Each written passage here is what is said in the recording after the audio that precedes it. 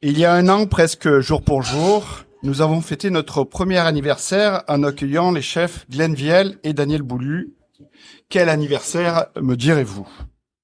Oui, vous avez raison, mais ce que vous ne savez pas, c'est que depuis cette rencontre, qui a été déterminante pour nous, une graine a été semée. Ce jour-là, malgré notre tension, notre excitation, notre peur de connaître un problème technique, nous avons été touchés par l'effet Daniel Boulu. Mais qui est le chef? Très souvent, quand je parle de notre rencontre, on me répond: «Ah oui, mais mon oncle est un de ses amis. Ah oui, moi je le connais bien. Ah, Daniel, la dernière fois, il m'a téléphoné. Il m'a texté.» Tout le monde a l'air d'être son ami ou être en lien avec lui, lié d'une façon quelconque. Il est partout, un jour à Miami, le lendemain à Dubaï, un autre jour au CIRA. Il est connu des plus connus, mais aussi des moins. Et pourtant, en même temps, que sait-on exactement de lui? Pourquoi est-il si connu et en même temps, pourquoi est-il si peu connu? Pas de Chef Table sur Netflix, pas de grand film. Enfin, il apparaît enfin dans The Bears. Eh oui, eh oui. Eh oui. Alors, en attendant qu'un jour on fasse un documentaire façon On est dans le jus, où on passerait plusieurs jours, voire plusieurs semaines pour comprendre d'où lui vient cette passion, cette force, cette empathie, nous allons commencer par passer un bon moment avec lui pour souffler notre deuxième bougie. Aujourd'hui, c'est Daniel Boulu qui est encore dans le jus. Merci. Salut Et Daniel, salut chef. félicitations à vous. Eh ouais, ça devient une tradition là. On fête toujours l'anniversaire du podcast. Je peux pas venir à avec Montréal toi. sans être dans le jus. Eh oui, Pascal a raison là. Nous, on te suit sur les réseaux sociaux. Un jour t'es à New York, un jour le lendemain t'es à Miami, le lendemain t'es à Las Vegas, le lendemain t'es à Lyon. C'est incroyable. Non, mais là. imagine si c'était moi qui faisais mes réseaux sociaux, il y en aurait encore 10 fois plus. Donc, on t'en donne que 10%. Tu mets qu'est-ce que tu veux mettre? Non, c'est pas ça. Mais les réseaux sociaux, je sais pas si c'est une bonne ou une mauvaise chose, mais c'est définitivement dans le temps. Et oui, c'est vrai que je suis demandé à voyager. Je suis demandé à participer à certaines choses comme le Festival en Lumière ici à Montréal. Bien sûr, on a Maison Boulu ici, donc c'est surtout une opportunité aussi de pouvoir passer du temps avec les équipes, de pouvoir amener des collègues pour cuisiner avec moi. Mais c'est aussi parfois pour des causes, pour des raisons de charité. Là, je pars à Los Angeles la semaine prochaine pour un grand événement avec un groupe de chefs pour lever de l'argent parce que c'est pour soutenir les familles de restaurateurs, avec les feux là-bas et tout ça. Et puis, juste avant, je suis à San Diego parce que j'ai une fondation qui s'appelle Mentor avec Thomas Keller et Jérôme Bocuse et beaucoup de collègues américains pour soutenir les jeunes chefs. Et on va faire une levée de fonds là-bas aussi. Donc, je fais un dîner là-bas pour faire une levée de fonds. Donc, et là, après, je rentre en New York tout de suite et j'ai une levée de fonds à Daniel pour City Meal on Wheels avec une charité, un gala que je fais depuis 28 ans à Daniel, à New York, pour lever de l'argent pour City Meal on Wheels. City Meal on Wheels, je suis le coprésident et tous les ans, on lève environ $1 million pour cette cause qui est de délivrer des repas chauds pour les vieux à la maison tous les jours. Ah, c'est Pour super, 22 000 personnes dans les 5 coins de la ville. Donc, et entre ça, vous ouvrez un nouveau resto à New York. Et le reste du temps, je suis dans mes cuisines. Donc, elles sont à Daniel, principalement. J'habite au-dessus de Daniel déjà. Donc, OK. je descends. J'ai pas la barre de pompier. La mais barre de presque. pompier, mais pas loin. On vous appelle. Il y a aussi une petite alerte rouge qui clignote. Ouais, non, c'est le téléphone qui C'est le clignote. téléphone qui clignote. Alors, j'ai mes bureaux là-bas. Et puis, bon, mon quartier général, pour moi, c'est Daniel. Pour mes collègues qui sont dans la direction de notre groupe, c'est plus sur centre-ville, sur Grand Central. Comment tu fais pour être... t'as pas de sosie, t'as pas quelqu'un qui prend ta place pour faire tout ce que tu fais. Comment tu arrives à gérer tout ça, toute cette activité, tout ce personnel? C'est quoi le secret pour arriver Le à faire secret, tout ça? c'est pas moi, c'est Le secret, c'est les équipes qu'on a autour de moi. Bon, il y a bien sûr un CEO. Quand j'ai commencé à faire la cuisine, je savais pas ce que c'était qu'un CEO, qu'un CFO, que les directeurs d'opération. Bien sûr, quand je rêvais de devenir un grand chef, je rêvais de pouvoir voyager, c'est sûr. Je rêvais d'avoir un beau restaurant quand j'étais cuisinier, mais je savais pas comment ça allait se matérialiser parce que j'avais pas d'argent. Je grandis dans une ferme avec des très belles valeurs. Du côté de la Et région lyonnaise? voilà, des très belles valeurs, mais pas vraiment un patrimoine derrière qui pouvait m'aider à me lancer dans un restaurant moi-même. Donc, Est-ce que ces valeurs, justement, elles t'ont permis à bâtir, d'être solide la plupart du temps? Parce que c'est bien de construire, mais il faut des bases solides. Est-ce que ces valeurs, ça a été la bien base? sûr, je pense que les bases solides, c'est d'abord la formation qu'on peut donner à nos équipes, que ce soit en salle, en cuisine. Je pense que bon, c'est important quand on lance son premier business, c'est d'essayer d'être financièrement stable aussi. Et ça, je pense qu'il faut avoir un peu la bosse du business, un petit peu quand même. Il faut comprendre que c'est avant tout quelque chose de très difficile à gérer et donc il faut le faire le mieux possible avec ses équipes. Il faut être intelligent des fois dans la cuisine. Les grands plaisirs dans la cuisine, c'est pas toujours ceux qui coûtent le plus cher à produire. Là, je me suis fait plaisir. J'ai mangé un œuf au plat. C'était un bel œuf. Il était un bel œuf de poule, Les choses bien, simples. bien assaisonné. Les choses simples. Sur Mais un blinis, c'était Mais super. il y a quelque chose que tu viens de dire qui est très intéressant et je pense qu'on ne dit pas assez, c'est que le côté business de la restauration est vraiment très important parce que t'as beau faire les meilleurs plats du monde, t'as beau avoir le restaurant le plus beau du monde, Ouais. si tu gagnes pas d'argent derrière ça, si t'es pas Ouais. capable de rembourser tes prêts, si t'es pas capable de payer correctement ton staff, Absolument. tu fermes derrière ça. Toi, comment c'est parti cet empire Daniel Boulu? T'as débarqué à New York, Ça a commencé d'abord avec non, j'ai débarqué à New York, il fallait que je me fasse un nom. Donc pour me faire un nom, pour te faire un bon nom dans la cuisine en tant que chef, il te faut au moins 6 à 10 ans d'être assez stable et de prouver que pour quelqu'un, tu peux bien le faire. Tu peux le faire très bien pour quelqu'un, tu pourras le faire très bien pour toi-même. Mais si tu penses que travailler pour quelqu'un, c'est jamais aussi bien si tu le faisais toi-même, c'est sûr que c'est pas facile quand tu commences à te mettre en business parce que il y a parfois beaucoup de choses qui manquent malgré tout quand on se lance. Et des fois, on se donne mieux les moyens chez quelqu'un quand on travaille pour quelqu'un que quand on travaille pour soi-même. Parce que on n'est pas derrière la caisse tout le temps. On essaie d'être responsable, on essaie d'avoir du succès avec sa position de chef. Et moi, par exemple, c'était le cas quand j'étais le chef au cirque. Je pense que je faisais bien tourner sa maison. Je pense que sa maison était en bonne santé. Il y avait une brigade extraordinaire. J'ai révolutionné un peu cette maison quand je suis arrivé en 6 ans, mais je l'ai bien fait. Et donc, je pense que c'est déjà un grand pas en avant pour me lancer et bien m'occuper de ma maison. Est-ce que tu peux parler un peu du cirque? C'est une maison new-yorkaise que tu as dirigée pendant à partir de quelle année? 86 à 92.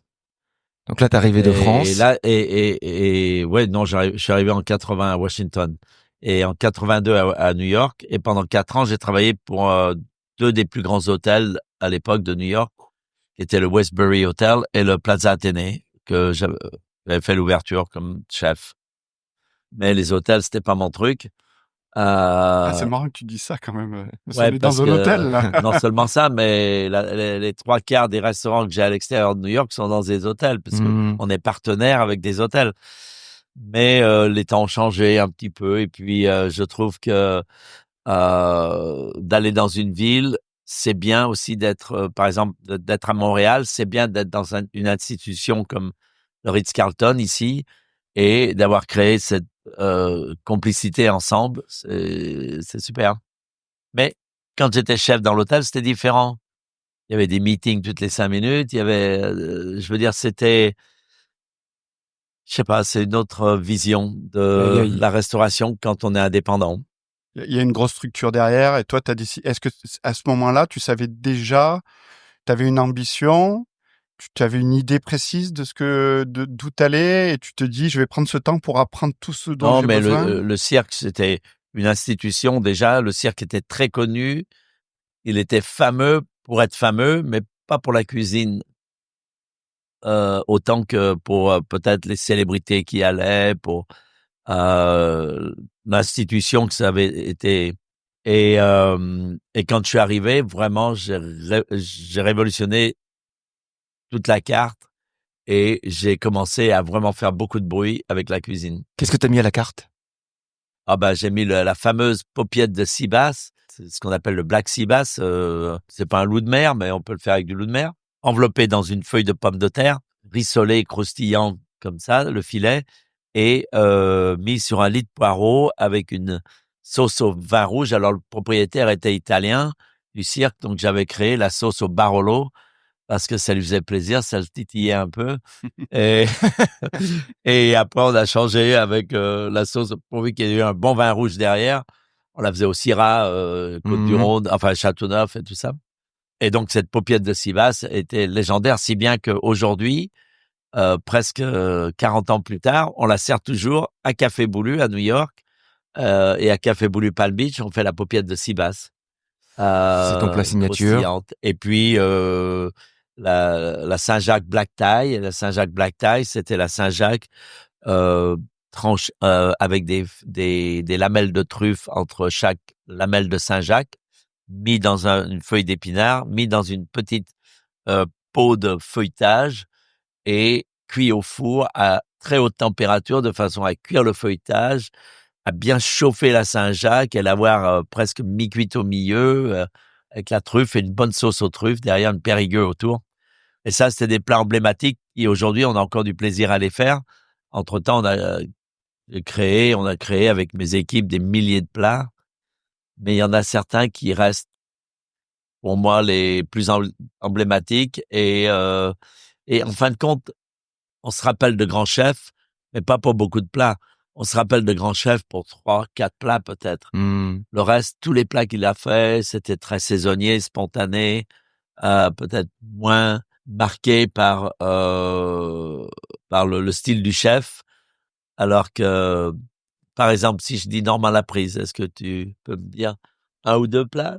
Je pourrais pas dire les plats, mais je pourrais te dire L'influence qu'il a eue. l'influence Mais je sais bien. de mettre le terroir en avant, et c'est peut-être c'est peut-être ça son héritage à lui en tout Ah cas. mais complètement. Et c'est Et puis magnifique. aussi déjà moi je me rappelle il y a très longtemps, il y a peut-être 20 ans déjà, j'allais chez Normand, il avait déjà rassir ses oiseaux, il avait toutes ses pintades pendues dans les frigos, ses canards qu'il laissait rassir et tout ça. Quelque chose que les chefs faisaient peut-être pas trop avant, quoi. Hein. Comment ça se fait que il y a 20 ans, tu connaissais déjà Normand Laprise? Ah, mais avant de voyager, je connaissais déjà les chefs qui étaient sur place. Et quand je suis arrivé à New York, j'ai connu Normand. Quand lui démarrait, moi je démarrais aussi. Même s'il n'y avait pas l'Internet, il n'y avait pas Instagram, il n'y avait pas tout ça, on savait où étaient les chefs qui montaient. Comment on le savait? Parce que je pense que je me rappelle pas la première fois que j'ai rencontré Normand, mais j'étais venu. C'est l'ami d'un ami qui t'a présenté? Oui, c'est toujours comme ça souvent. Et puis il est certainement venu à New York ou je suis venu à Montréal. Je me rappelle ma première visite au Canada, c'est il y a peut-être 30 ans où quand ils ont ouvert un hôtel. J'avais des copains français aussi un peu au Canada. Ils étaient des copains chefs français, donc c'est un peu le circuit. Le circuit s'agrandit très vite quand on se présenter d'un copain à l'autre comme ça. Et puis Normand, ça a toujours été une figure emblématique de la gastronomie au Canada. C'était la référence, le chef. Et peut-être pour nous Français, c'était notre chef français canadien, quoi. Alors que dès qu'on va à Toronto, Vancouver, c'est plus pareil, quoi. Il n'y a pas cette même affiliation. Et puis, on parlait, Normand, lui, a été l'un des premiers au Québec à vraiment encourager le local et donner Bien sûr. l'importance aux produits, aux ingrédients, qui est la base de la cuisine. Et je sais aussi que toi, c'est ton cas. Comment tu prends contact avec les producteurs de la région? À travers, d'abord l'étude qu'on fait ça dépend où on s'installe et qu'est-ce qu'on fait. Mais j'ai une petite anecdote pour Normand, c'est que on est liés d'amitié depuis très longtemps. Et puis un jour, Paul Bocuse, et ça il y a longtemps encore, il y a peut-être 15 ans, Paul Bocuse me dit: «Daniel, j'aimerais bien que tu t'occupes du gala des grands chefs à Lyon quand c'est le Bocuse d'or. Il y a 200 chefs qui vont venir du monde entier, beaucoup de col bleu, blanc, rouge, bien sûr, des meilleurs ouvriers de France, mais aussi des chefs, tous ceux qui participent au Bocuse d'or, les 24 pays, et tous les grands chefs sont invités, des journalistes, enfin bref, 250 personnes. J'aimerais que tu t'occupes de ce dîner et j'aimerais que ce soit un dîner sur les Amériques.» Tout au moins, il m'a dit sur les États, j'aimerais que tu invites les chefs qui tu veux pour faire ton repas. Et je lui dis: «J'aimerais bien faire les Amériques. Et donc, je voudrais mettre un chef canadien, un chef américain, un chef mexicain et un chef péruvien.» Et donc, j'avais contacté Normand. Je lui ai dit: «Normand, j'aimerais bien que tu viennes avec moi pour ça. Et tu feras peut-être le premier plat.» Enfin, on n'avait pas décidé à ce moment-là. Bien sûr, Normand était super excité, mais quand on parle de produits locaux, il avait créé une salade de homard avec plein de petites algues et de choses et d'herbes et de légumes qu'il avait amenés d'ici, et de Gaspésie aussi, avec des baies aussi, des petites baies de la Gaspésie et tout ça. Donc il y avait vraiment une réflexion sur les produits canadiens, mais aussi la région dont il avait puisé toutes ses idées. Et c'était génial, c'était superbe.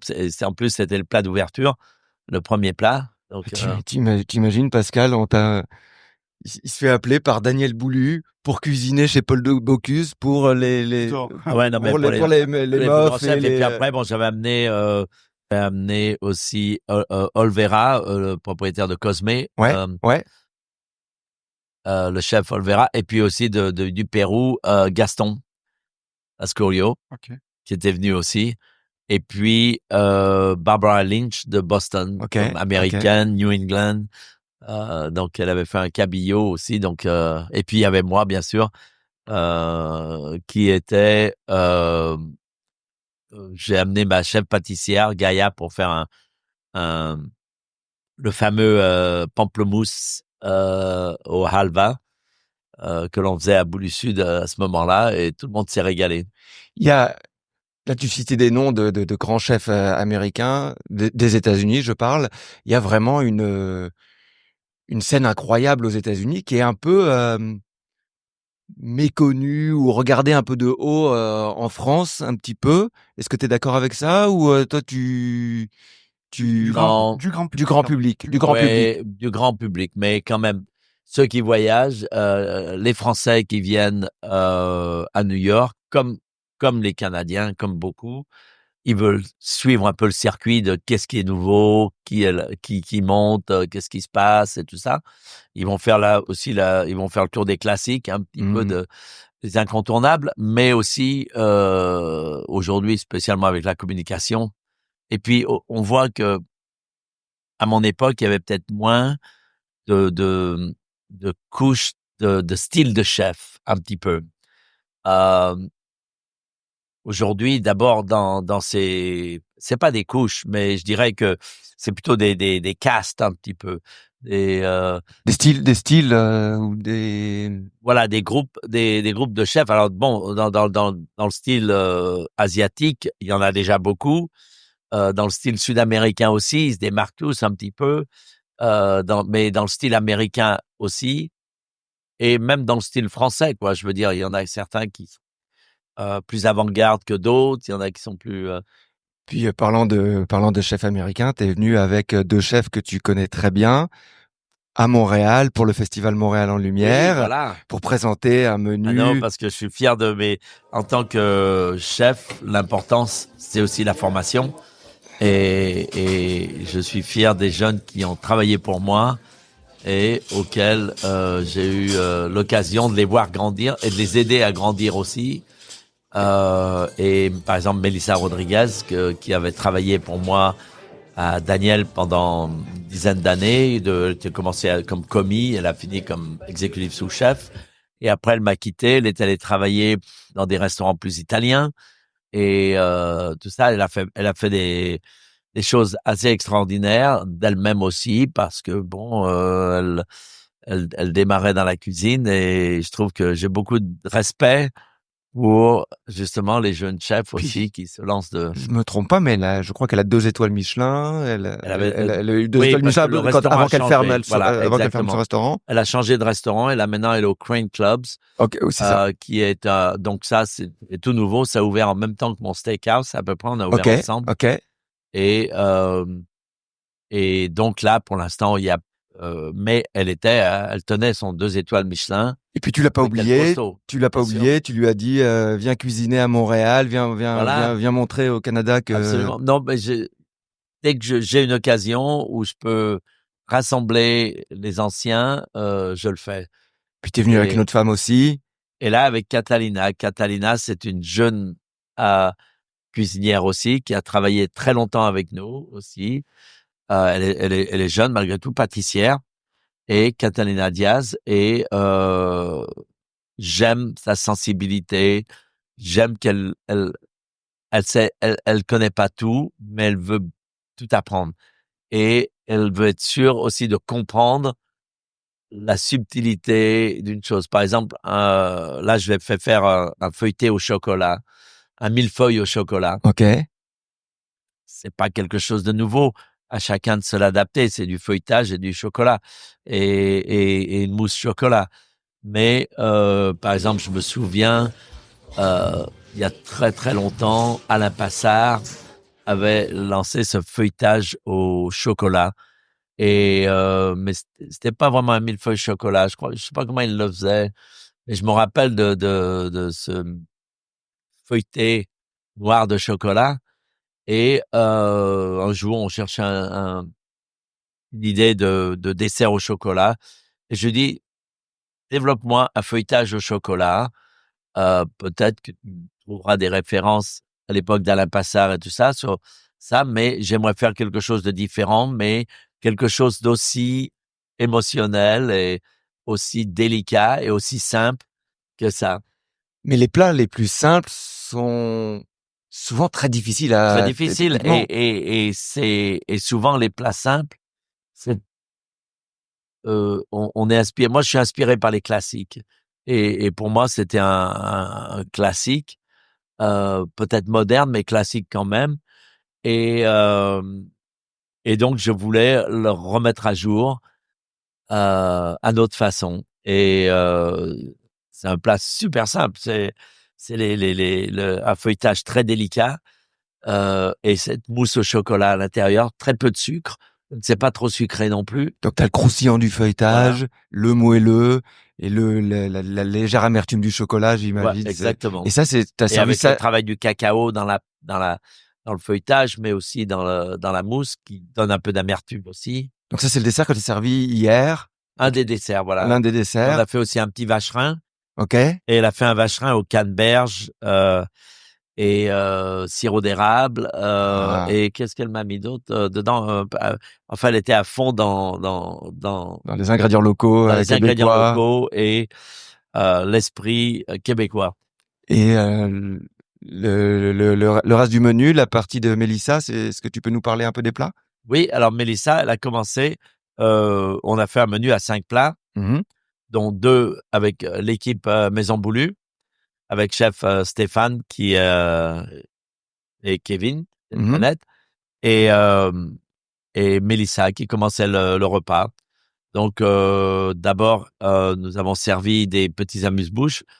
Et donc, il y avait un tartare de thon un peu à l'asiatique, avec des saveurs qui pétillaient autour de ça, sur des saveurs d'herbes et d'épices, d'assaisonnement.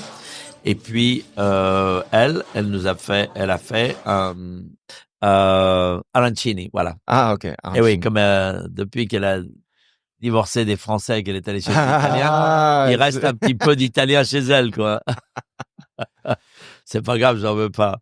Elle nous aime toujours, mais elle a choisi d'être plus italienne que française dans sa cuisine aujourd'hui depuis pas mal de temps.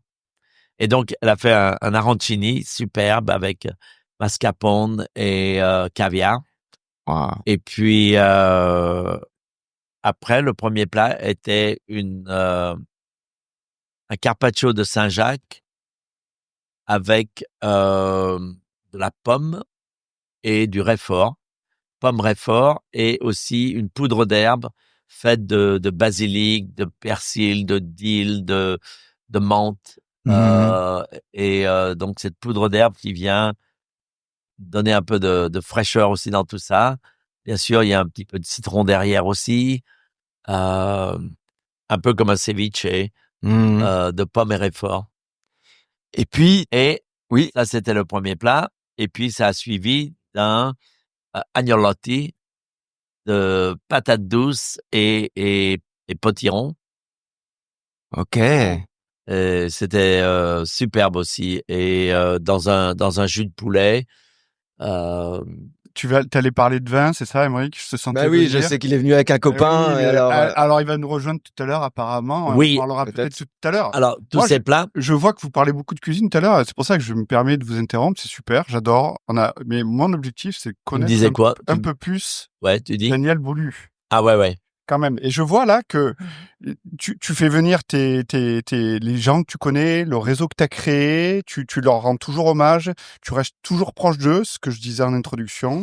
Mais ça s'est développé, tu l'avais dès le début, cette envie de créer un réseau, d'être la personne que tu es. Pour moi, j'ai choisi la cuisine parce que il y avait justement cet esprit de camaraderie, cet esprit c'est un collectif on partage tous les mêmes passions, les mêmes problèmes. Je pense que on les partage tous, même si on n'en parle pas trop. Les mêmes démons. ouais, c'est ça. On vit tous les mêmes problèmes, mais un peu chacun dans notre coin, dans la restauration. Oui, parce que c'est un peu à chacun ouais. à chacun son match, à chacun sa bagarre, quoi. Ouais. Dans ce métier. Mais il y a quand même cette fraternité autour de la cuisine. Hélas, c'est pas les clients qui s'en mêlent. C'est pas les fournisseurs, c'est pas c'est un petit peu cette fraternité vient à travers le fait que on est tous un peu formateurs et nous formons des jeunes qui bougent et donc ça crée ce web de relations souvent. Par exemple, je vais voir à chaque fois que je vais visiter un collègue, il y a une chance que j'en vois un ou deux qui a travaillé pour moi quelque part avant. Ben oui, parce qu'en plus, tu dis ça, mais c'est normal. T'as un millier ou plus que ça d'employés parmi tous tes groupes. Tu restes toujours proche d'eux. Tu les as toujours. Je reste proche de ceux qui m'ont pas déçu. Déjà.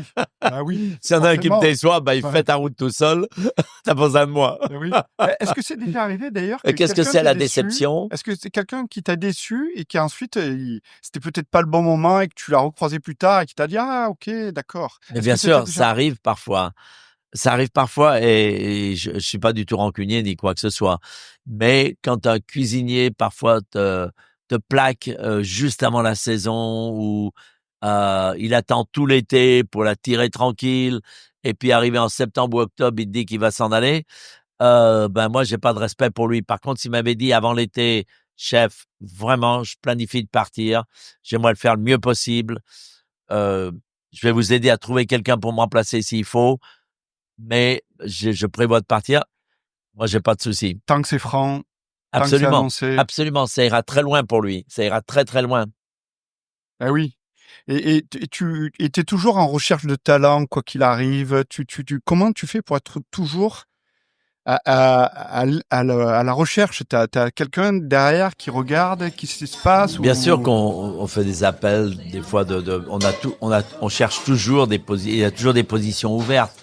Mais en même temps, c'est le relationnel qui est souvent le meilleur. Et puis, les jeunes, les jeunes choisissent un petit peu où est-ce qu'ils veulent aller travailler. Et s'ils sont malins, ils devraient choisir de venir travailler pour moi. Ah. Oui, Mais Il oui, est fort, il est quand fort, même. il est Oui, fort. mais, Ah ben ouais. mais il a pas tort, non, t'as pas tort non plus. Non, parce Que qu'au contraire, on va les élever. mais il y a une question d'ego aussi, parce que même si on peut parler d'un empire boulu, tu restes, comme je le disais au début, empathique, et ça c'est quand même énorme. C'est-à-dire que quelque part, même si ton nom c'est devenu quelque chose, tu es toujours ouais. proche des gens. Mais je pense que je suis toujours cuisinier en moi et j'ai eu beaucoup de chance de pouvoir gravir tous les échelons de ce métier pour pouvoir arriver à avoir non seulement un restaurant, mais plusieurs restaurants, une entreprise, une communauté. J'ai créé une communauté autour de moi d'anciens, de chefs, de personnel qui fait que c'est une chance extraordinaire. Je veux dire, c'est pas donné, mais on montre jamais les sacrifices que ça prend. On parle jamais des sacrifices, on parle jamais de ce que ça coûte personnellement dans ta vie privée, euh, dans tout, parce que bon, on est un peu des malades du boulot, quoi, hein. Les forçats de la cuisine. Voilà. Est-ce que, On s'en plaint pas, on Bah s'en non, plaint bien sûr pas. que non. Mais quand même, il y a énormément de... est-ce que par rapport à ça, à l'équilibre vie privée, vie publique, il y a des choses que tu ferais différemment si tu pouvais revenir 40 ans en arrière? C'est retourner à Lyon. Et puis, c'est sûr que si j'étais retourné à Lyon, dans la ferme de mes parents, ouvert un petit restaurant à Lyon, faire mes légumes et tout ça, j'aurais peut-être eu une vie privée plus, peut-être moins Moi, remplie et moins agitée, mais ça me plaît. Moi, New York m'a toujours plu et ça me convenait très bien. Et pour venir d'un petit village de France et pouvoir s'être imposé à New York, pour moi, c'était une réussite. Comment t'as décidé d'aller, de partir aux États-Unis un jour? Est-ce que c'était genre un rêve? Ah, moi, Ou c'était... j'ai toujours aimé l'aventure. Ouais. J'ai habité au Danemark. Ah, Ah, ah, ah. comment vas-tu? attention. Jean-Luc Colombo. Bonjour. Alors c'est Alors, monsieur Jean-Luc Colombo qui nous rejoint presque par hasard. presque par hasard. Bienvenue au Québec. Oui, merci beaucoup. Est-ce que c'est votre première fois à Montréal? C'est pas ma première fois à Montréal, non, non, non, et c'est un pays évidemment que j'affectionne trop, donc c'est assez ennuyeux. Voilà. Donc, Ah, c'est pas ennuyeux. eh ben, C'est c'est toujours un grand plaisir que, pour toi ici. mais voilà, c'est un grand plaisir, c'est beaucoup d'émotions, beaucoup de sensations, et alors en plus avec le chef Daniel, là, c'est l'apothéose. Et Voilà. alors, est-ce que vous aimez la neige? J'adore la neige et j'ai des golden retrievers qui adorent la neige. Vous êtes venu avec vos chiens? Ah, j'aurais dû venir Parce avec que- mes parce chiens. que- J'ai pas pu, mais j'aurais tellement aimé venir avec mes chiens. Vous êtes- Ah, là, il serait régalé. Mais je pense que je vais leur envoyer une vidéo. Voilà. Alors, on parlait du menu incroyable que Chef Daniel a proposé avec, grâce à ses invités. Ça a été accompagné de vos vins. Est-ce que en 30 secondes, vous pouvez parler de vos vins qui sont une des références en France, des vins français? Ouais, écoutez, je peux vous parler de mes vins, mais j'ai tellement envie en 30 secondes de vous dire que si je suis dans cette passion du vin, c'est à cause de notre parrain, chef Daniel et moi, d'un monsieur qui s'appelait monsieur Paul Bocuse, C'est et vrai. que ce monsieur Paul Bocuse a fait qu'il a éveillé tout ce que j'avais déjà en moi de la gastronomie, de l'assiette, de la cuisine, du partage de la table. Alors évidemment, quand j'ai rencontré le chef Daniel, ça a été l'explosion aux États-Unis, au Canada, Et ces vins-là que j'ai fait, oui, dans la vallée du Rhône, ils étaient faits qu'avec une seule idée, la table. Voilà, la table, le partage, la belle assiette, le très bon mets, le goût du vrai et j'ai l'impression qu'on retrouve, le goût du vrai ici dans ce Canada, dans ce Québec, voilà donc après Ah, tu bon, l'adores, le Québec. j'adore le Québec et c'est vrai que je retrouve un peu entre les forêts du Rhône septentrional, l'Ardèche, le Québec, la chasse, la nature, les oiseaux, voilà, oui, j'adore le Québec, voilà. Comment vous vous êtes rencontrés? Eh ben, on s'est Euh, rencontrés par cette connexion du grand chef. Je pense que ça devait être, Bien sûr. le maître de tous les chefs, du monde, Paul Vous êtes, Bocuse. je vous ai dit Voilà. Jean-Paul, viens, je vais te présenter Daniel. Jean-Luc. Jean-Luc, Ouais, c'est ça. oui, ça s'est fait comme ça. Vous savez, il a démarré il y a combien d'années? Chef Daniel, vous le direz, le Syrah à Lyon, ce grand événement, de la gastronomie. Bon, Et forcément, justement, j'en parlais parce que ouais, j'avais voilà. fait venir Normand Laprise à Lyon pour cuisiner pour tous les grands chefs. Une fois, on a cuisiné ensemble et c'était pour justement donner une belle représentation au Canada, mais surtout au Québec avec Normand, des beaux produits. Mais c'est vrai que Paul Bocuse et moi, j'ai la passion du vin aussi. J'ai la passion pour les cultivateurs. J'appelle ça des cultivateurs, on appelle ça des Des viticulteurs, mais cultivateurs, viticulteurs, viticulteurs, c'est bien mais plus joli. parce que moi, je suis né de fils de cultivateur et et hem et j'ai fait de la vigne d'ailleurs. Dans ma ferme, on faisait du vin, on faisait du Baco. Oh là Le Baco, là! tu fais plus, Oh hein. là là! je, Oh là je là! reste loin de ça, moi. Mais au Heu, Canada, ils en font encore du Baco. Alors, c'est quoi? C'est ouais. de la Vous piquette? savez Non, ah ça non, a non, été non, du tout, interdit. vous savez comment on appelle le Baco? Oh là là, il s'est bien récupéré, chef Daniel, hein. Oh là là! Parce que le Baco, vous savez, on appelle ça le vin des 3 frères. Alors, C'est vrai? Ah bah oui, le vin des 3 frères, le Baco. Dieu 2 qui le tiennent et un qui boit.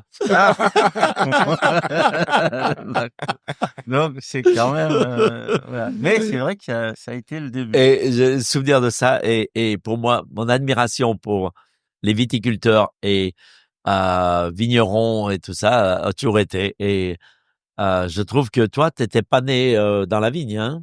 Non? Non, ah bah, j'avais une Ta maman, première formation, c'était quoi? et mon papa était chirurgien, et ma maman était cuisinière. Il y avait quand même un lien avec la Ah, cuisine, la table. pas vraiment le vin, mais la cuisine, la table.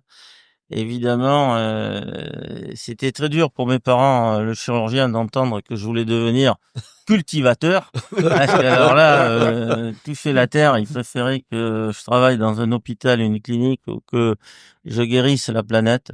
Tant que vous Mais j'ai deveniez pas mal tourné. cuisinier, c'était bon. Ouais. Voilà, j'ai mal tourné, je suis devenu pharmacien pour leur faire plaisir et de là, j'ai ouvert une pharmacie à Cornas dans ce magnifique, magique terroir, qui produit cette Syrah qu'on a dégusté hier soir et c'est vrai que, voilà, la vigne m'a apporté les amis, les chefs. Voilà, sans les chefs, j'avais du mal à vivre et respirer et à comprendre pourquoi on était là. Je pense que c'est un métier, je crois encore plus le vigneron aussi, mais je crois le chef d'abord.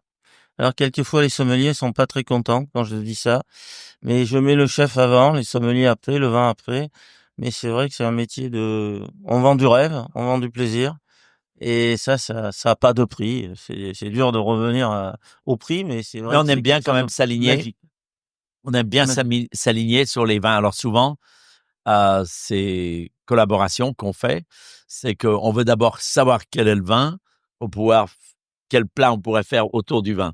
Parce que c'est important. Si, bon, dans un restaurant, on ouvre la carte, on choisit d'abord les mets et puis après on choisit son vin. Mais souvent, pour une collaboration, on aimerait d'abord savoir ce que Ben, hier soir, il y a eu Vincent. quelques émotions, quand je passais de table en table pour, écouter, entendre et partager Et ben, c'est vrai que le plat de pétoncle Saint-Jacques du chef Daniel, cette finesse, ces arômes, cette Chef longueur en Mélissa bouche. même, c'était Chef Mélissa qui a fait ça. Chef Mélissa, oui, mais avec l'œil du chef Daniel. Ouais, non, Avec la pression du chef Daniel. Il y avait quand même l'œil. Ouais, on était derrière. Voilà. Mais je veux bien qu'elle ait tout fait. Mais quand on l'a accompagné de la clairette, ce vin baptisé les Anténors, qui est un vin au bord de la mer, qui n'est pas dans le Rhône septentrional, puisqu'il est à côté de la ville de Marseille, juste au bord de la mer. L'iode de l'assiette et l'iode et la finesse Ouais. iodée, un peu garrigue, fenouil iodé. Ouais, exactement, herbacé un petit peu. Voilà, un petit peu l'anis du vin, du terroir et l'assiette. Bon, on parlait d'harmonie des mets et des vins, mais c'est exactement ça, hein. Et comment le cuisinier, le vin, voilà, on aurait mis, peut-être un chardonnay, un sauvignon, qui sont d'excellents cépages, mais sur d'autres Absolument. mets. Une blanquette de veau, par exemple, aurait très bien marché. Bon, là, c'était les pétoncles. Je pense que voilà, C'est parfait. c'est vrai qu'ils jouent pas mal. Et par exemple, la pintade que l'on a fait, la petite pintade farcie, avec cette sauce Périgueux, derrière sur une petite sauce de truffe où tu as servi. Alors là, on a servi la syrah de vieille vigne de plus de 80 ans, donc des syrahs de très très petit rendement. C'est certain que le Cornas, la syrah, les vins du Rhône septentrional, alors il y a rien au hasard, hein. Si le chef Daniel a fait de la pintade, c'est l'emblème de la Drôme. Ah. Et donc la Drôme, c'est le cœur un des cœurs le sud de la vallée du Rhône septentrionale. Donc c'est vrai que le Cornas avec cette sauce comme il dit truffe Périgueux, non sauce rouge. Encore voilà, les épices de ce vin de poivre un peu vietnamien, de poivre Szechuan, de réglisse, de violette avec la truffe et la sauce harmonie. c'était- Voilà, les deux se rallongent, le partage se continue. Bon, si ça c'est pas du plaisir, je sais pas où est le plaisir. Mais c'est plus que ça. Je trouve qu'il y a une magie Voilà. parce que un très bon plat, un excellent plat tout seul et un excellent vin tout seul, quand ils s'accordent ensemble, c'est quelque chose de magique. de magique tout simplement. Et je reviens encore à ce grand chef, ce grand maître, notre Paul Bocuse. Je crois bien qu'il disait la grande cuisine, les grands plats, les grands vins, ça ne se mange pas tout seul. Il faut l'accompagner et être au Ouais. moins deux. Soit un monsieur et une dame, c'est à mon avis le mieux. Soit deux monsieur. Un bon copain. Mais un bon copain, mais bon, je dis C'est pas, vrai- il y aurait eu de l'émotion aussi. C'est vrai que c'est un moment de Et plus la bouteille est vieille, et moins tu veux de monde autour de la table. Parce que tu as envie de te faire plaisir, toi. plus longtemps. Et le chiffre de 2 est parfait, hein. Ouais, non, c'est Moi, vrai. je pense qu'il faut, voilà. Et c'est vrai que cette grande cuisine étoilée, il faut la comprendre, il faut la vivre. Il faut pas trop de discussions autres. C'est bien la géopolitique, mais à cette table-là, il faut vivre avec son assiette et son verre de vin. Ouais. Le vin, c'est long et ça dure. Et il faut le comprendre, le goûter, le regoûter, le renifler, le sentir, le regarder. L'assiette, c'est pareil. Quand elle arrive, chef Daniel, il fait. Alors Mélissa, ils font des assiettes, mais on vibre avant de le sentir et après on le sent, on le regarde, on le sent Ouais. et on le goûte. On le mange pas, on le goûte. Et même quand on prend une bouteille de vin, le premier verre est différent du deuxième, différent du troisième. Il y a une évolution qui est encore une fois qui est magique dans le vin. Je crois que s'il a au 4e coup, Si t'en restes. s'il en reste, mais même s'il en reste plus, mais au 4e coup, si là on sent vraiment le plaisir, je crois que le chef Daniel et nous on a bien travaillé. Absolument. Et puis je trouve que l'opportunité qu'on avait, parce que bon, on aurait pu choisir 5 maisons, 5 maisons différentes pour faire un crescendo un petit peu. Mais là, hier soir, les clients ont pu pénétrer dans son monde aussi très profond parce qu'ils ont démarré de thé blanc à tes vieilles Syrah C'est ça. avec une progression et je trouve que c'est des opportunités superbes de travailler ensemble comme ça. Alors, tes blancs viennent plus du sud, plus de la région de Marseille, et tes rouges plus Alors de la... non. Je suis né à côté de la ville de Marseille, à quelques dizaines de T'as pas kilomètres perdu l'accent. sur la côte bleue. Et il à est vrai que Carry-le-Rouet. à Carry-le-Rouet, ça c'est bien vu. Et il est vrai qu'il y a un petit accent de Rouille, un petit accent d'Aioli et de petits rougets de roche. Mais là, ça, il sait très bien faire le rouget de roche, hein. Il est de la ville pas loin de Bourgoin-Jallieu, mais bon, le cuisinier, à mon avis, le poisson, ça lui fait pas peur, hein. Et surtout le poisson méditerranéen. Ouais. Donc, il comprend bien le goût du foie du rouget et tout ça. Donc, alors non, on s'est installé il y a une quarantaine d'années dans le Rhône septentrional. La majorité des blancs et rouges sont du Rhône septentrional. Les blancs de Roussanne, Marsanne, il y avait un Saint-Péret de pure Roussanne, Ouais. qui est très long en bouche. La Roussanne est plus long. Et puis, pour un clin d'œil à la famille, aux amis et à cette Méditerranée que j'affectionne toujours et ces arômes, voilà, ces poissons. Bon, c'est vrai, j'ai gardé un petit vignoble. On a planté un petit vignoble tout à quelques kilomètres de Marseille. Et voilà, donc c'est vrai que quand on a la Je chance vais y d'avoir aller de un peu là-bas, Saint-Jacques, me promener ah ben dans ton après vignoble. c'est dangereux, hein. Ça c'est comme le Québec, hein. Parce On y que vient une fois, on a envie d'y retourner, Parce hein. que c'est le pays des oursins là-bas en plus, donc C'est le pays des oursins, on appelle ça l'oursinade, qui se fait en février. Il y en a 2 ou 3, donc on y fait attention parce qu'il faut les ouais, il faut les préserver. protéger. Voilà, mais c'est vrai que l'oursin peut s'être cru, mais l'oursin cuisiné est magnifique aussi, hein. Mais ce qui est extraordinaire, c'est de visiter Jean-Luc dans le Rhône, dans son fief. Et moi, à chaque fois, il me fait monter dans sa Jeep, les chiens derrière, et on monte sur les collines de Cornas, là. Bah oui, mais Raconte un peu les collines de Cornas, parce que c'est quand même, on remonte aux Romains, non? Cornas, oui, c'est un nom celte, donc c'est même avant les Romains.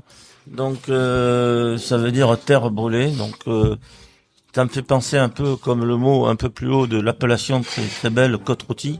Cornas, terre brûlée, côte rôtie, bah avec un nom pareil, ça fait un peu poulet rôti, mais c'est pas poulet. Donc ça donne une idée. Ah, il aime bien les taquiner, ceux du Nord, là. Ça donne une idée, ça donne une idée. Oui, mais c'est bon, le poulet rôti. C'est excellent. Ah, ouais, Surtout non, quand il le fait absolument. avec une bonne purée, là, c'est encore le top, ça. C'est simple, mais c'est très bon. Mais, non, mais, c'est un vignoble magique, très pentu, piste noire, de ski magnifique, très très pentu, 30-35%. Sur des terrains qui sont 30-35%. 30-35. Et alors là, il faut le Range Rover, la Jeep, le 4x4 Ouais. de Les pics qualité. d'escalade. Ouais, carrément, Ben, presque. presque, ouais. Il y a aucune récolte à la machine. Tout est, si on peut dire, nature, parce que les coteaux sont envahis de forêt. Donc, il y a des petits blocs, des petites parcelles, où justement, le Vallon de l'Aigle, les ruchers, ce sont des parcellaires, la Louvet, qui sont nichés là au milieu de genièvriers, de chênes verts, de chênes pubescents, donc le chêne dont on fait le bois des barriques, les douelles. Donc ouais, c'est un vignoble magique, un vignoble très très très sauvage, et c'est un vignoble où on a la chance d'être le plus près possible de la nature, et ce qu'en plus, il est non seulement organique, mais ce sont on n'irrigue pas, donc la production de la vigne, le rendement est fait selon les bonnes années, donc le respect du millésime par nature, puisqu'il n'y a pas d'eau à porter, et ça permet aussi à la vigne d'aller chercher avec ses racines le goût Bien du sûr. terroir, le sucre du terroir à 20 mètres dans le sol. Donc c'est quand même 20 mètres, c'est pas rien. Et alors surtout sur des vieilles vignes.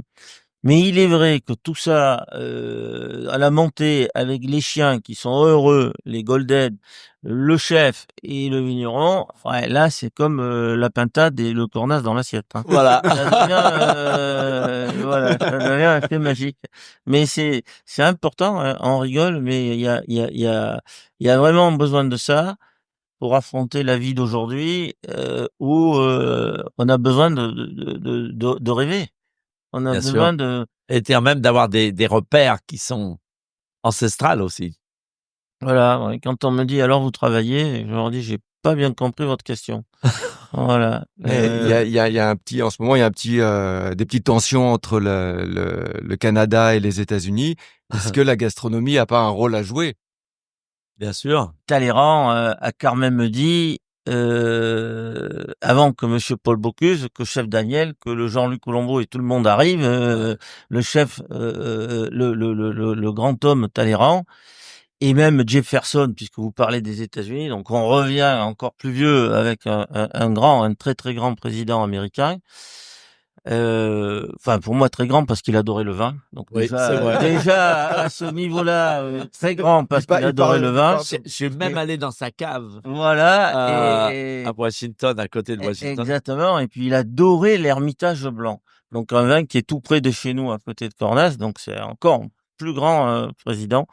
Mais c'est à table que l'on gouverne. Alors on peut gouverner dans tous les sens, hein, sa vie, sa famille, son travail, mais je pense que la table est un sacré moyen de communication. Bien sûr. Pour aller où vous voulez en venir, c'est un sacré moyen. Sans la table, d'abord, on parle de dîner d'affaires. Il n'y a pas que c'est plus sympa des dîners romantiques, mais la discussion de 9 heures à 11 heures dans un bureau n'est pas la même que la même discussion à table. Sûr et certain. Comme quoi les dîners et les déjeuners d'affaires devraient revenir Ils plus. doivent. Parce que aujourd'hui, avec la communication par téléphone et tout ça, c'est pas pareil. Ils doivent revenir, mais j'en suis convaincu, que ce soit les États-Unis, le Canada, la Chine, la France, la Chine, la France, les On se États-Unis. retrouvera. Il se Là, passe tellement de choses autour d'un bon repas et avec un bon vin, qu'il y a des liens qui se créent, il y a Bien il y sûr. a des amitiés qui naissent, il y a des rigolades qui Il y a des barrières qui peuvent- tombent. il y a des Ah ben barrières ça, qui tombent. barrière, c'est exactement le barrière mot, qui tombe. frontière. Enfin, l'être humain est complètement différent avec un verre de vin et une belle assiette. Avec C'est 3 ou évident. 4 encore plus. Hein Avec 3 ou 4 verres de vin, c'est encore un autre Mais pas niveau. plus, hein, parce qu'après, ça devient n'importe quoi. Il veut m'emmener à la chasse ici. Ah oui, ça c'est fabuleux ça. Ah oui, oui. Ouais, non, c'est un Ah grand mais chasseur. ça Hein. c'est oh bah c'est aussi pour ça que j'aime beaucoup enfin un pêcheur aussi, je sais pas si c'est devant l'Éternel ou devant la rivière mais mais c'est vrai que Qu'est-ce que vous chassez au Québec? alors au Québec, on chasse beaucoup les canards. Donc Ouais. moi je suis un chasseur de canards avec mes golden. Donc on chasse le canard tout près d'ici, un magnifique territoire qui s'appelle Masquimongé Mmh. à 1 heure et demie de la ville de Montréal. Et alors là où je veux emmener le chef, Daniel, c'est un peu secret tout ça, mais Là, il on n'en sourit, parlera mais pas trop, voilà, on n'en parlera pas trop. Donc c'est à l'île aux Oies où là c'est à 1 heure de vol de Québec City, de la ville de Québec. Un endroit magique, un endroit où on voit des paysages, des levées et des couchers de soleil que j'ai rarement vus, des couleurs de rouge, d'orange. Il n'y a pas C'est que pas la l'acte chasse, de c'est chasse, plus la nature. c'est la nature. C'est complètement la nature. Le fusil il est là, le chien est là. Bon, l'acte de ramener 2 oies, alors là, c'est encore pareil, c'est l'acte de ramener, de tuer 2 oies, de chasser 2 oies, c'est pour que le chef Daniel, il le sait pas, mais il cuisine. C'est rissolé. Mais ça, c'est l'excuse, c'est l'excuse. ça, c'est Alors, tout à fait l'excuse. mais comment tu vas faire pour le convaincre de placer ce temps-là dans son calendrier Ah non, mais je vais surchargé me débrouiller là, je vais me débrouiller. Il faut, Et d'ailleurs, on m'a amené quelques copains voilà, et de quand il y Montréal. a quelques copains de Montréal non, il faut juste que le partage soit bien fait avec les bonnes personnes. Vous allez ramener Et une c'est- ou deux petites bouteilles, je pense que ça va le convaincre de venir passer du temps avec vous. Non, Absolument, absolument. J'ai beaucoup plus chassé que skié ou ou regarder la nature québécoise. Mais c'est vrai que emmener le chef Daniel à l'île aux Oies, c'est quelque Ouais. chose. C'est un projet, on y travaille depuis quelque temps. C'est pas simple parce qu'il a un agenda On va y arriver. On va y arriver. de passionné et Ah ben, l'agenda c'est de sûr que passionné, il est très, très, très compliqué à pénétrer. mon rêve quand Alors- je prends la retraite de chef, c'est d'être vigneron. Ah oui? Alors justement, Eh ouais. comment t'as toujours pas de vignoble? Non, parce que j'adore voyager et que, bon, quand on est vigneron, il y a quand même des grandes pauses où il faut laisser la vigne faire et on a le temps de voyager. Bon, je sais bien qu'il faut préparer la chai, il faut toujours être, il y a toujours un cycle de préparation à faire, que ce soit dans le vin ou dans C'est la invraisemblable récolte. d'entendre ça, là, comme ça, que à la retraite, le chef Daniel, alors là, ça c'est un scoop, hein. Ça, là, c'est pareil, il faudra pas en parler. Mais alors là, que le chef Daniel prenne la retraite, je pense que ça, déjà, vous pouvez l'écrire en gros. Mais Non, non, qu'en mais- plus, là, il vient de dire quelque chose. Je vais aller Non faire un peu de seulement Syrah. il prend la retraite, Pour mais remplacer en mon bateau. plus, il rentrerait dans la passion du vin. Et je reviens à ce brave Paul Bocuse, à ce grand monsieur qui disait ma vie a 300 ans. Là, je pense que si le chef Daniel fait ça, on va vivre 300 ans parce que c'est pas une retraite le vin, c'est Ah non. encore une passion, une bien vie. sûr. Ouais, non, Voilà. c'est vrai, c'est une vie. Il y a pas de retraite quand on va à la chasse au canard ou à l'oie. À la pêche non plus, c'est pas une retraite. Allez, C'est la retraite de. oh, ça, Ouais, là, il- Non, mais j'irai faire du vin avec toi. ouais. Hein? Ouais, c'est ça, Ça- embauchez-le, prenez-le en stagiaire, hein, prenez-le un petit stagiaire. Ouais. Il va falloir qu'on trouve quelqu'un pour nous faire de bonnes assiettes après à Montréal. Hein. Ah Et ouais. est-ce que vous connaissez le chef Stéphane Moda à Québec? Non, je connais À Québec. À City. Québec. Oui. Ouais, vous le connaissez. Ah, J'ai à entendu Québec, parler, ouais, à ouais. Québec. À Québec. Je croyais ici. À Québec. Alors, C'est non, j'ai un grand, entendu un grand par- chasseur, M'en occupe. et un très grand chef, Je vais le faire. Et son Euh, restaurant s'appelle Le clan. le clan. D'accord.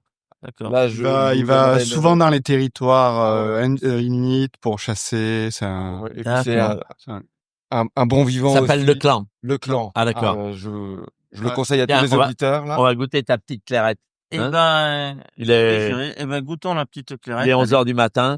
C'est la bonne, C'est- parce que t'en parles, mais on sait pas de quoi tu parles. Alors ça, c'est le vin Alors qui vient ça, de. c'est le vin, de la Côte Bleue. effectivement, un peu des racines de la famille du bord de mer, un vin de Clairette. Ce cépage très très minéral qui mûrit, mais Les très peu. anténors. Les Anténors, c'est en Rocher, au large. Vous avez cité Carry-le-Rouet, donc une petite ville de la Côte Bleue. Donc c'est un cépage qui est assez parfumé, très Bien sûr. minéral, un peu crispy, comme disent les Américains ou les Anglais. Un peu un profil de Sancerre, mais avec pas le goût du Sauvignon, puisque c'est de la Clairette. Donc très fenouil, très anis. Merci beaucoup. Merci. Merci à votre vous. santé. Ravi de vous rencontrer. On est dans le jus. Félicitations. Merci à On vous. déguste de la clairette Effectivement. de chez Colombo. Et comment vous êtes passé de pharmacien à. Comment t'es passé de bonne. pharmacien à vignoble comme ça là Alors ça, c'était facile, hein. C'était C'est notre vu genre que de j'étais médicament. tombé dans une soupe au pistou tout gamin. Donc la soupe très provençale méditerranéenne, vu que j'étais tout le temps entouré de petits farcis et de bonne cuisine, c'était logique qu'un jour je me dise non, c'est pas possible, je pourrais pas être dans une start-up ou dans l'informatique ou là-dedans. J'avais besoin de me diriger vers peut-être chef, mais j'avais envie de me diriger vers, comme a dit le chef Daniel, j'avais envie de voyager, d'avoir des animaux. Une retraite. Écoutez, c'est un peu vrai, hein. Ça fait 40 ans que je suis à la retraite.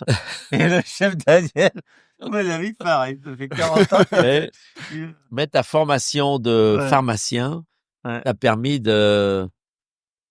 Alors, de- j'ai fait, après un diplôme d'œnologie, mais effectivement, m'a permis de comprendre on dit le vin nature, mais ça n'existe La pas. chimie du vin. La chimie du vin, c'est comme la chimie d'un cassoulet, c'est comme la chimie d'un Ah ouais, non, mais pot-au-feu. complètement. Un pot-au-feu, s'il n'y a pas l'eau à moelle, c'est plus un pot-au-feu.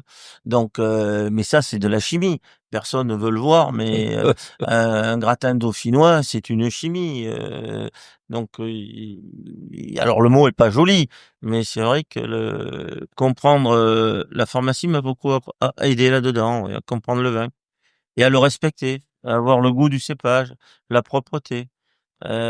Donc, Et C'est là, vrai. c'est un domaine que tu as acheté à ce moment-là? T'as fait oh la non, transition? celui-là, au bord de la Côte Bleue, ça fait 40 ans que je suis dessus. Ok. On a acheté une parcelle de, comme disent les Anglos, un acre, 2 acres, 3000 mètres, un demi-hectare. Puis, faut vraiment venir le visiter. On est dans un parc naturel. C'était plus un hobby au départ, C'était un parce hobby. que tu voulais revenir dans ton pays natal. Je voulais y revenir, mais j'avais pas encore compris que déjà, il y a 30 ans, je serais en retraite. Donc, j'ai plus à y revenir, j'y suis tout le temps. C'est comme lui, il va faire du vin, mais il est déjà dedans. Donc, oui, Non, mais oui, c'est un vin d'ouverture extraordinaire. Ah ouais. Et même un vin d'apéro aussi. ça, c'est la même clairette qu'on peut retrouver dans le célèbre Châteauneuf-du-Pape Beaucastel. On peut la Parfait. retrouver, alors, il y a quelques pieds de clairette à Châteauneuf-du-Pape. Il y en a aussi en Provence. L'autre néanmoins célèbre, Château Simone à Palette, a de la clairette. Bien sûr. Donc, on retrouve aussi de la clairette à Bandol. Donc, c'est un cépage très beau et qui, œnologiquement, mais plutôt d'un point de vue écologique, respecte bien le global warming. Vous savez bien qu'on parle de réchauffement, etc. Et donc, la clairette résiste bien à la chaleur. Même si le terroir est tout près de la mer, donc il y a une influence maritime, fraîche, mais quand même, un vin de 17 degrés, c'est moins bien qu'un vin de 13. Ça, c'est évident, hein, c'est la cuisine. Bien sûr. Le poisson doit être cuit euh, pas overcook. Et l'alcool dans le vin, c'est overcook. Il faut que ça soit digeste. Et Là, voilà. la fraîcheur est incroyable. Hein. On se croirait pas qu'on est dans le sud de la France. 100% naturel, il n'y a rien de rajouté et effectivement, il n'y a pas d'irrigation, c'est organique, mais il n'y a rien de rajouté. Et oui, mais ça dépend du cépage. Hein. Est-ce qu'il y a beaucoup de travail dans le chai avec ça ou c'est vraiment plus le fruit? Vous dire que c'est Dieu qui fait le vin, je vous le dirai pas. Quand je vois la cuisine, chef Daniel, Mélissa, Dieu fait- l'équipe, Dieu fait les légumes, Dieu fait la nature. Voilà, Et- mais Dieu fait Le pas reste. vraiment la cuisine. À mon avis, c'est chef Daniel qui fait la cuisine et C'est toi qui fais le vin. et c'est moi qui fais le vin.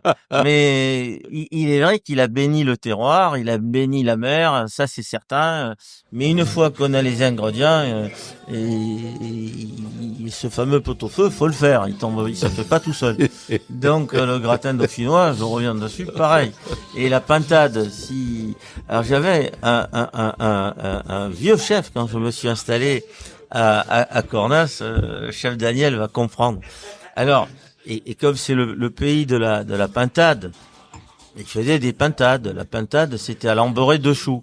Alors moi, je démarrais dans ce monde-là, je rêvais avec le début d'un Guy Savoy, le début de Paul Bocuse, le début d'un chef Daniel dans les années 80.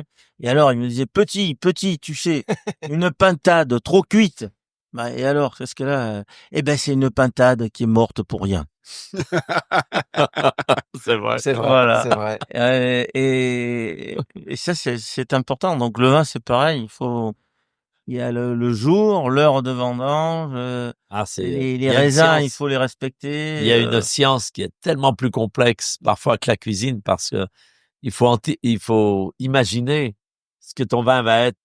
Il faut l'imaginer. Dans un an, Il faut bien, déjà, dès le départ, goûter le raisin avant, pendant la vendange et que ce goût, on le retrouve dans le verre. Ça, c'est capital. Si le raisin, il a goût d'abricot et de pomme, il faut retrouver la pomme et l'abricot dans le verre. Et si ça a goût de myrtille dans les vins de Syrah, de Cornas ou de Cassis, il faut retrouver des notes comme la tarte au cassis ou la gelée de cassis dans le vin. C'est tellement important de respecter le goût. Quand vous avez un turbo qui a goût à autre chose, ça ne marche pas. Un turbo, une sole, ça doit avoir goût du produit. Et pas trop cuit. Hein? Et pas trop cuit. Alors, Pas trop cuit, turbo non, trop cuit, pas trop c'est cuit. un crime. c'est Ouais. de là où la complicité entre le viticulteur et le chef, c'est indispensable pour nous qu'on ait du bon vin autour de la cuisine. Ouais. Mais il a dit tout à l'heure, hein, on le redit, mais il faut que les gastronomes le savent, ou que les consommateurs qui le deviennent, il faut absolument penser au vin et en même temps au plat. On peut pas arriver comme ça avec n'importe quel vin, n'importe quel cépage ou appellation et une pizza, j'en sais rien, façon italienne mozzarella, ça peut être dégusté avec un bon vin, mais pas cette poutine ici au Québec, bah, elle mérite certains vins et pas tous les vins. Alors, quel vin avec une poutine? Ah là, je savais que j'allais me faire Ah non, mais moi, attends, moi, je vais te dire, moi, Ah, avec, alors attention, filmons ça, s'il vous plaît. avec une bonne poutine, moi, je suis de Lyon, et pour moi, Montréal, ça a toujours été mon petit Lyon, parce que je peux pas rentrer à Lyon aussi souvent que je peux venir à Montréal. Et avec la poutine, moi, je mettrais un Beaujolais. Parce que c'est pas pour penser que le Beaujolais, c'est pas à la hauteur plus qu'une poutine. Mais la poutine, il y a quand même beaucoup de bonnes choses dedans. Mais ça demande un vin un peu frais, un peu, Frais. voilà, et moi, je ferais bien un tranchant. Beaujolais. Voilà, un peu tranchant, un peu rustique. Hein? Ah, c'est Donc, ouais. Donc, Mais bon, je sais pas, parce que et s'il veut, c'est comme on dit, quel vin on va mettre avec un burger? Bah, si c'est un burger que je fais moi, il n'y a pas de souci, on peut choisir un très bon vin. Mais, parce que je veux faire un très bon burger. Mais là, Non, si là, c'est un McDo, c'est pas pour pareil. reprendre votre expression tout à l'heure, mais si c'était un burger Daniel, je mettrais quand même un Zinfandel ou un Cabernet agréable américain, voilà, Voilà. plutôt qu'un Beaujolais ou qu'un Bourgogne. Par contre, sa Poutine, alors tu mets quoi? Mettrais quoi, j'ai toi? trop de non, j'irais bien sur un ou deux crus du Beaujolais frais, donc jeunes, des vins qui ont un an ou deux, un Saint-Amour, voilà, Ah un voilà, par exemple. Saint-Amour qui a un cru du Beaujolais, J'adore un d'ailleurs, Morgon, en voilà, parlant de un en parlant de Morgon. Saint-Amour, j'ai fêté les 99 ans. J'ai fêté la semaine dernière les 99 ans de Paul Bocuse, qui aurait été ses 99 ans, parce qu'il est plus avec nous, mais je trouvais que c'était une occasion extraordinaire de rassembler mes amis à New York, et on était 75 à Daniel, et j'ai fait un pot-au-feu royal. J'ai fait un pot-au-feu en 3 services parce que je voulais m'arrêter là. J'aurais pu le faire en 5, mais c'était un déjeuner. Et j'avais tous les plus grands chefs de New York. Bien sûr, Jean-Georges était là, Daniel Hum et Eric Ripert et Gabriel Kreuter et beaucoup d'autres. Et ce pot-au-feu royal, c'était aussi la célébration du Beaujolais, qui était un des vins favoris de Paul Bocuse. Complètement. Le midi, avec un bon plat bien rustique, un pot-au-feu, il aurait bu un Saint-Amour. Voilà. Et donc, on a servi des Saint-Amour en Géraud, d'un ami qui a grandi avec lui, Georges Duboff. J'ai demandé à Georges Duboff de me faire des Géraud de Saint-Amour pour justement célébrer cette occasion. Géraud, c'est Jéroboam, c'est combien de litres? Eh ben, le double d'un Magnum. Voilà, Voilà. double Magnum. Le double d'un Magnum. Mais c'est amusant parce que, vu que, Monsieur Paul, donc Paul Bocuse m'a beaucoup aidé sur les États-Unis et beaucoup aidé, a été un peu mon parrain dans la vie. La première fois que je l'ai rencontré, il m'a pas fait un pot-au-feu. Il m'a fait un rognon aux épinards. Un À la moutarde. rognon aux épinards, à la moutarde, aux épinards, avec un morgon de Georges Ah. Duboeuf.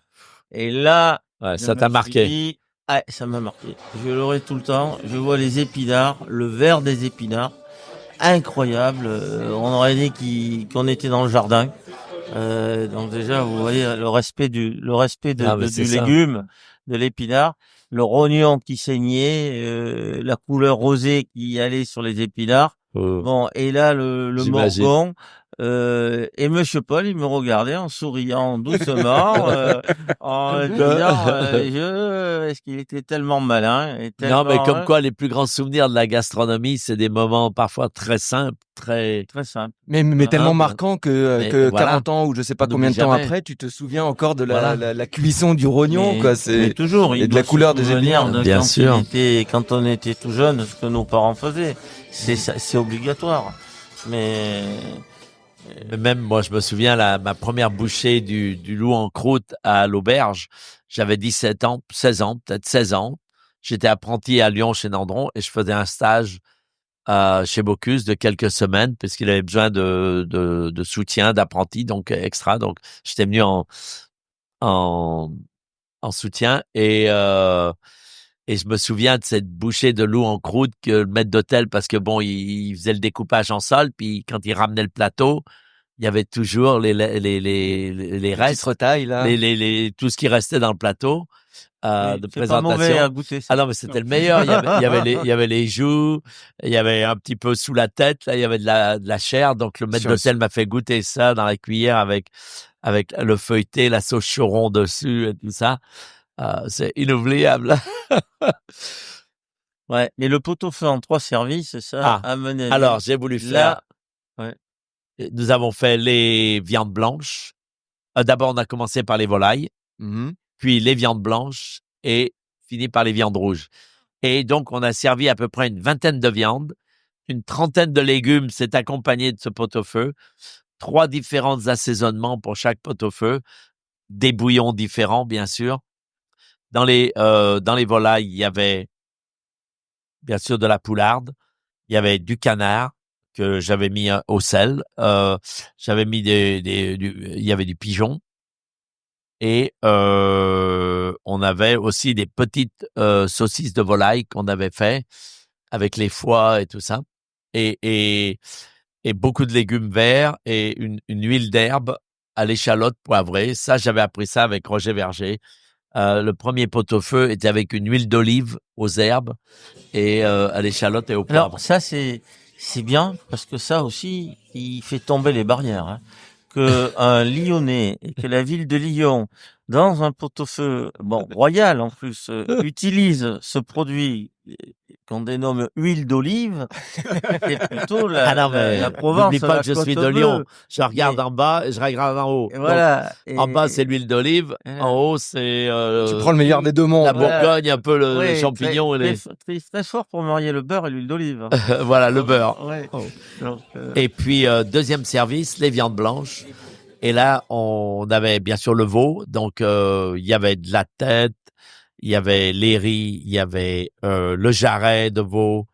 Il y avait aussi le plat de côte, le plat de côte de veau, mais il y avait aussi du porc. Donc, on avait la poitrine de porc. J'ai fait du cervelas, truffé et pistaché, bien sûr, et un peu de jarret de porc aussi.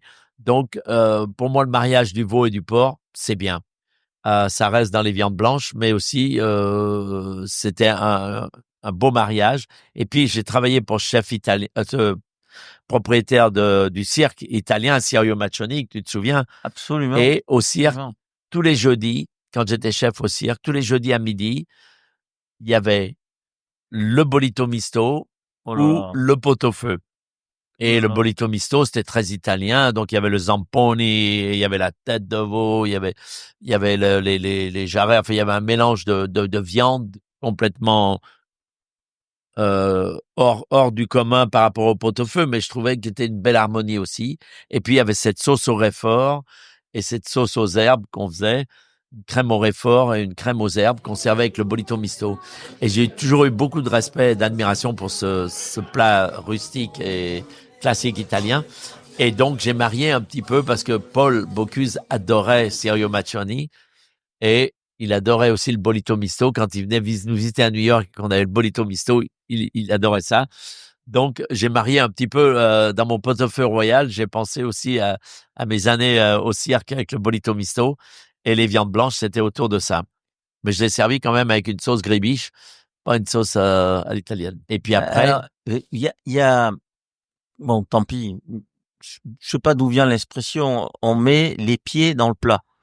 Bon, je me dirais, ça, le chef devrait pouvoir le dire. Et je vais vous aider. Je crois, avec ce qu'il a décrit, comment il a décrit ce pot-au-feu royal en 3 services. Bon, tant pis. Allez, je mets les pieds dans les plats, mais je crois que c'est peut-être quelque chose qu'on devrait demander au chef Daniel et qu'il nous fasse, non, à Montréal. À mon avis, il devrait y avoir. Il y a du travail. Ah ouais, on va le royal faire. en Et- 3 services à Mais Montréal. je sais pas On- si on devrait le c'est faire. commercialisable. Et Ah on va le faire avec du Colombo. Hein. Voilà. Non, mais Voilà. ça, on le fait pour une soirée, une journée exceptionnelle. Et alors, pour finir mon pot-au-feu, c'était les viandes rouges. Et alors là, les viandes rouges, bien sûr, il y a le plat de côte de bœuf, il y a le jarret de bœuf, il y avait l'aiguillette de bœuf, mais il y avait aussi la langue. On avait la langue, l'os à moelle, bien sûr, l'aiguillette saignante aussi avec le filet poché à la ficelle. Et puis, j'en oublie peut-être. Mais tout ça avec beaucoup de racines aussi autour et une râpée de truffes noires avec une crème fouettée, avec un tout petit peu de Peut-être un peu de réfort queue de bœuf. et de queue de bœuf. Voilà, on avait de la queue de bœuf. Voilà, Voilà. exactement, la queue aussi. Voilà. Parce que la queue, Ouais. elle donne beaucoup de goût au bouillon, bien sûr. Voilà. Tout ce qui est autour de l'os, y a rien de meilleur. Ouais. Et donc, ce pot-au-feu royal, attends, je vais te montrer, Oh là là. je vais te montrer quelque chose là parce que Ouais, c'est pas le pot-au-feu que je connais moi. Hein. Alors, combien de temps a duré le Mais- repas? le repas a duré, donc il y avait tous les collègues là. Waouh. Le repas a duré 2h30, 3h. Ah, c'est court. Voilà. J'avais fait le portrait de Paul life size La digestion 8 heures. et des bugnes et des œufs à la neige aux pralines pour bien fêter la maison Paul Bocuse.